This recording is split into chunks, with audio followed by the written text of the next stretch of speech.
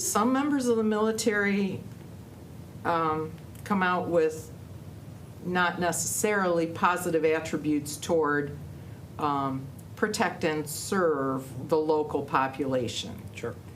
And so I would, I'm not going to ask you about it, but I'm going to say I would hope that that's a piece of what you look at, is when you're doing the personality checks. I mean, we've heard there are people who are veterans in police departments who went to January 6th. I hope we're screening those kinds of folks out of our police department with our recruiting.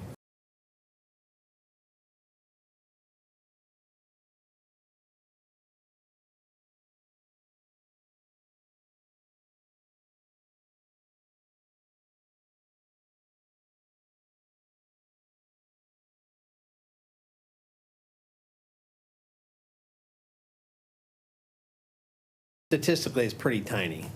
And it doesn't Right. minimize the fact it's there, but pretty much every profession was there. It's Right. more emblematic when they're police officers. Beating on And other we take police offense to it officers when with another hockey police sticks. officer shows up and is causing problems for a cop. Right. We're not happy about that. Okay, yeah. But to your point, we do psychological screening, and we do a deep background. I mean, we're not just saying, okay, you're from the military, you're from wherever, you're from, Harvard. It doesn't matter where you're from. We're going to ask, what was he like? What was she like? What did they do here? How did they react? We talk to neighbors. I mean, we do a real background. Some agencies don't. We've had people we've terminated get hired at other agencies, even here in the county, and never called us.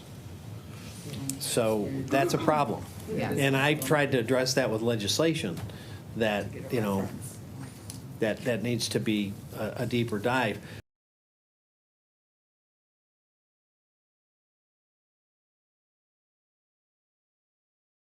Your department has a terrific reputation, and I'm grateful that you represent us to the community. I really am. So the one other thing, I voted against, I'm the one commissioner who voted against the military hardware acceptance to this, and I will continue to raise that as an issue if you're trying to bring more military equipment into.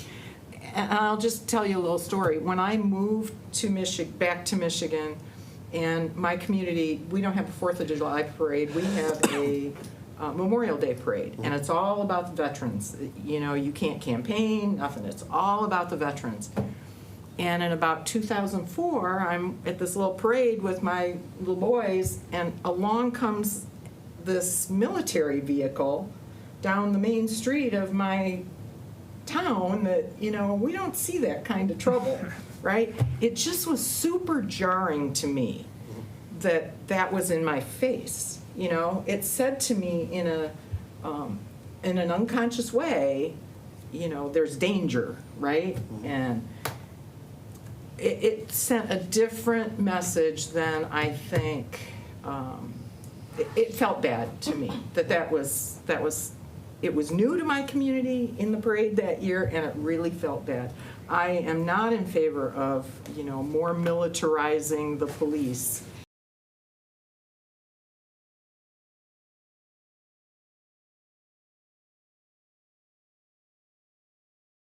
If it were an everyday asset, that's one thing. Right. But, in every room around this building, there's an AED. Right. You don't think you're going to drop and have a heart attack right now, but if you did, you're really happy the AED's there. Right. And the same thing is true with the military equipment. We don't deploy it unless it's a situation where it can save a life. In West Bloomfield, when we had an active shooter and he killed a West Bloomfield police officer and was raking his neighbors' homes with automatic gunfire, we couldn't pull up in an Impala and evacuate the neighbors, because he was firing an automatic weapon through the walls and striking the neighbors. He had killed a police officer and wasn't going to come out alive by his own statements. And we used armored vehicles to put between the shooter and neighbors' homes, put whole families in to get them out of harm's way. Mm-hmm. That's what we use our military equipment for. It's a very small percentage of our activity, But oddly enough, it's one of the most requested things for parades because some people love to see it.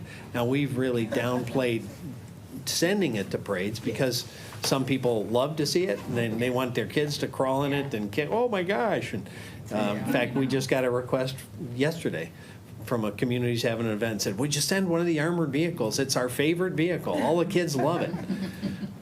So, that's kind of the tug pull on the impression, but I want to be clear, there are no tanks and police in America. I'm the point person on this for the country. There are no armored vehicles that are weaponized. They're big, safe boxes.